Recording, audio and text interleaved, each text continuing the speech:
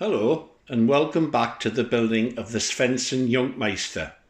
And as you can see, I've actually made the jigs which are used to set up the angle, the incident between the lower wing and the upper wing.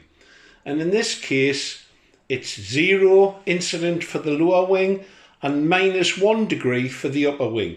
And I carefully marked out the jig parts on the ply that was supplied.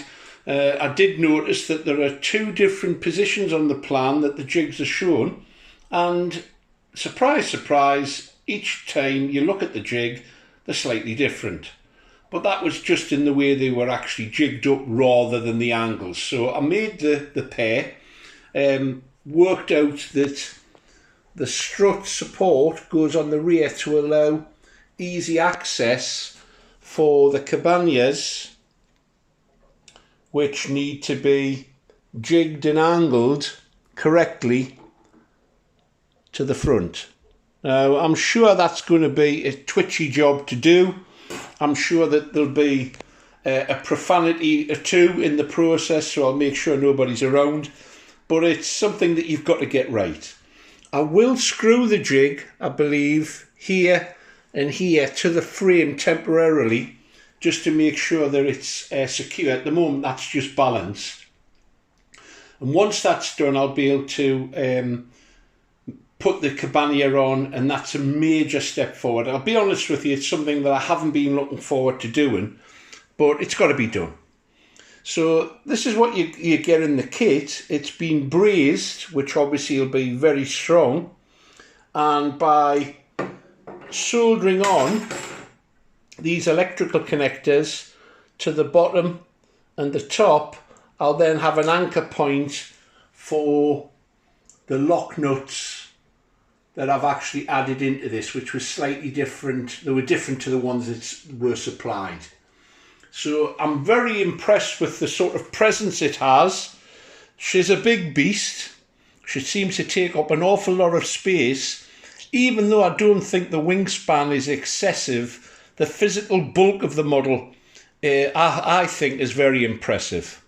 That access, the cockpit, is just crying out for an instrument panel, which I'll make just for the giggles.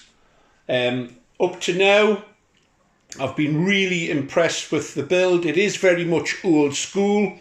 There have been lots of big balsa blocks, and you have to carve until you reach the desired shape. As somebody said, carve until you find the aeroplane. And that's what this has been about.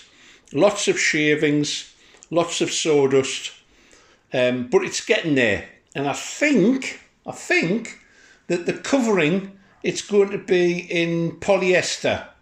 Undergarment lining actually, which I believe is also heat shrinkable. So there'll be a couple of videos on experimenting with that to see how it goes. Still no further forward on ideas regarding the colour scheme, but that's some way down the line.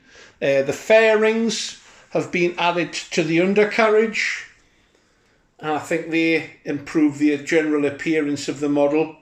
I discovered that the cowling, which on the plan has a wire bracing structure to hold it in position, centralise it in the front, that's not an option because the circular steel ring that would make up part of the structure would interfere with the DLE timing mechanism.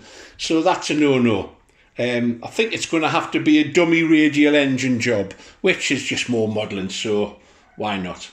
It's been overall cleaned up a little bit, but as I have said, I only go to about 90-95% of the finish because it will get pranged and knocked in the workshop, well, the dining room, so that'll have to wait. I'm sort of sitting on my laurels a little bit. I'm putting off putting the cabana in, but it has to be done. But that gives a real impression of what the model looks like. So if you can get flying, get out there and do some flying. If you're unable to do so, please consider picking up the modelling knife. for me at least, it's 50% of the hobby. Until the next time, bye for now, take care.